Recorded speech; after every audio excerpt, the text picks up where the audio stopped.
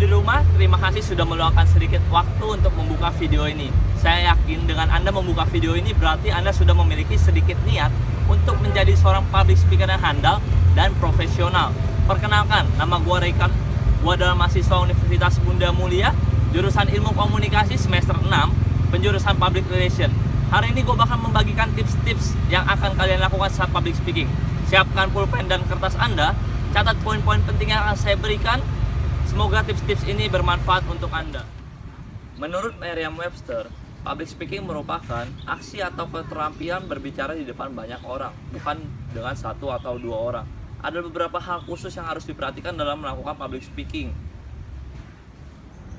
Ada beberapa hal penting yang harus diperhatikan dalam melakukan public speaking. Yang pertama adalah catat poin-poin penting materi yang akan Anda bawakan.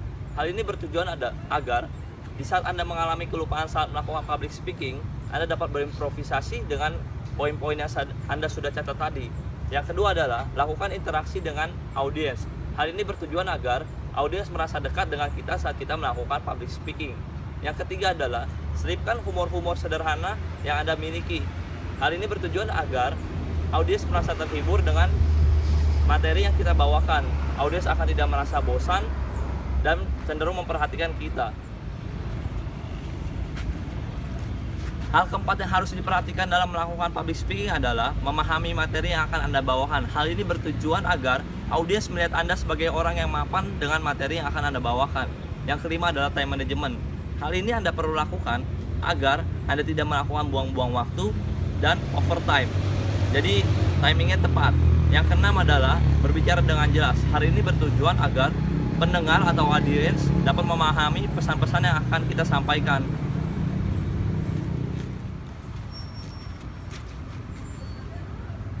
Hal ketujuh yang harus diperhatikan saat melakukan public speaking adalah kontak mata. Berikan tatapan santai kepada audiens. Hal ini bertujuan agar kita tidak cenderung kaku dan terpaku. Jangan menghindari kontak mata dengan audiens, karena hal ini dapat menimbulkan persepsi bahwa kita tidak percaya diri. Hal kedelapan adalah mimik wajah. Berikan senyuman saat kita memperkenalkan diri, saat kita akan meninggalkan ruangan presentasi dan menyelesaikan presentasi, dan saat audiens melakukan senyuman kepada kita. Jangan melakukan senyum basa-basi, hal itu terlihat tidak asli dan tidak murni.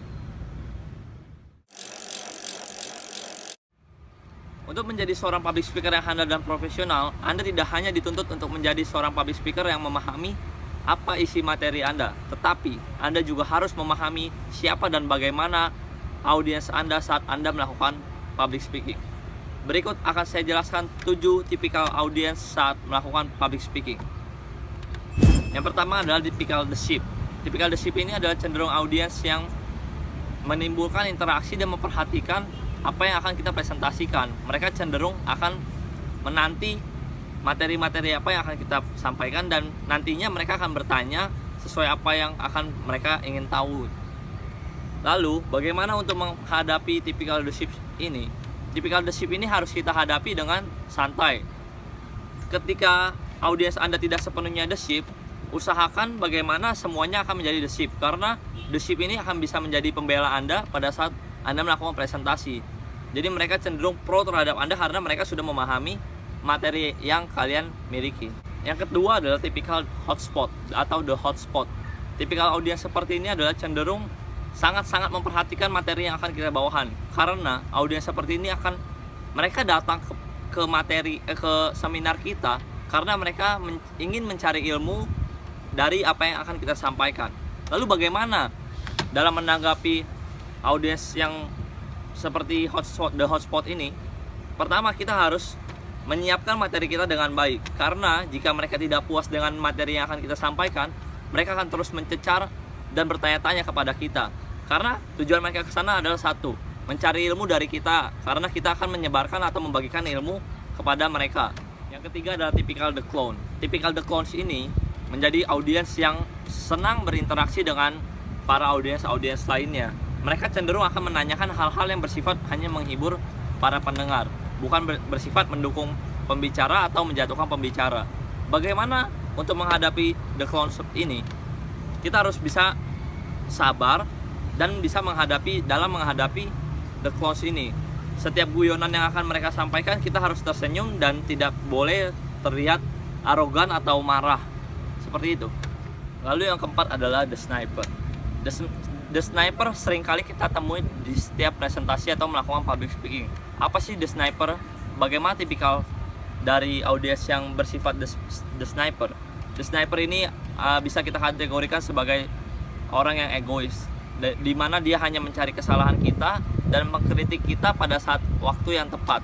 Bagaimana kita menghadapi the sniper ini? Pertama, kita adalah sebagai pembicara. Kita harus memahami setiap materi yang akan kita sampaikan. Setiap pertanyaan yang dilontarkan, sebisa mungkin kita harus jawab. Jangan menghindar dari pertanyaan yang akan mereka berikan. Yang kelima adalah tipikal the snowman. Tipikal the snowman ini adalah tipikal audiens yang hanya diam pada saat Anda melakukan presentasi atau melakukan public speaking. Tetapi jangan salah, mereka diam tetapi mereka mendengarkan apa yang pembicara akan jelaskan. Mereka hanya menganggap pembicara itu lebih penting daripada diri mereka. Sebenarnya mereka mau melakukan interaksi. Lalu bagaimana kita menghadapi tipikal snowman ini? Dalam menghadapi tipikal snowman, kita tidak boleh mendiamkan dia dan tidak boleh menganggap the snowman ini tidak ada. Sesekali kita harus melontarkan senyum kepada dia, dan boleh kita mengajukan pertanyaan-pertanyaan ringan atau guyonan-guyonan yang ringan terhadap mereka. Negative thinking. Bagaimana tipikal audiens yang seperti ini? Tipikal audiens yang seperti ini akan mengeluarkan gestur-gestur nonverbal yang seperti tidak tertarik dengan materi yang akan kita sampaikan. Contohnya, mengerutkan alis, mengerutkan dahi, lalu mungkin melipatkan tangan, atau bahkan menguap. Mereka akan menimbulkan kesan-kesan yang membosankan mungkin, atau dan lain-lain. Bagaimana kita menghadapi tipikal yang seperti ini? Ingat, jangan salah menilai orang. Bagi sebagian orang, mungkin mengerutkan alis itu mereka sedang berpikir, bukan berarti kita sedang apa sih ini presentasinya kurang jelas. Bukan hanya itu saja, tetapi bisa saja beliau sedang berpikir keras. Bagaimana menghadapinya? Kita harus melakukan interaksi dengan para the black cloud ini. Bagaimana? Misalnya pada saat kita melakukan mau memberikan contoh, saya akan memberikan contohnya sebentar. Kita akan membahas tentang ABCDE, tapi sebelumnya ada baiknya kita melakukan perkenalan dulu terhadap kiri kanan kita. Nah, the black cloud ini akan lebih rileks dan tidak akan mengeluarkan gestur-gestur yang tidak akan membuat kita lebih pesimis. Dan yang ketujuh adalah the unwanted panelist. Tipikal audiens yang terakhir ini adalah tipikal audiens yang mungkin lebih memahami materi yang akan kita bawakan. Mereka adalah seorang ahli yang lebih banyak pengetahuannya daripada kita. Bagaimana untuk menghadapi panelis seperti ini atau menghadapi audiens seperti ini? Pertama, kita harus membentuk frame atau pembingkaian, di mana kita harus membuat kesepakatan dengan audiens agar mereka meninggalkan pengetahuan yang mereka miliki dulu, dan saya di sini hanya memberikan pemahaman yang lebih dan pengetahuan yang lebih kepada Anda agar wawasan kita semua semakin luas. Berikut adalah 7 tipikal audiens yang sudah saya jelaskan. Jadi jika Anda mau menjadi seorang public speaker yang handal dan profesional, tidak ada salahnya jika Anda telah mengetahui dulu tipikal-tipikal audiens yang akan Anda hadapi saat Anda melakukan public speaking. Oke teman-teman, sekian tips dan informasi tentang public speaking dari gua tadi. Semoga video ini dapat bermanfaat buat kalian semua. Dan jangan lupa like dan subscribe video ini, karena di lain waktu gua bakal akan membagikan video-video lainnya tentang public speaking tentunya. See you. To be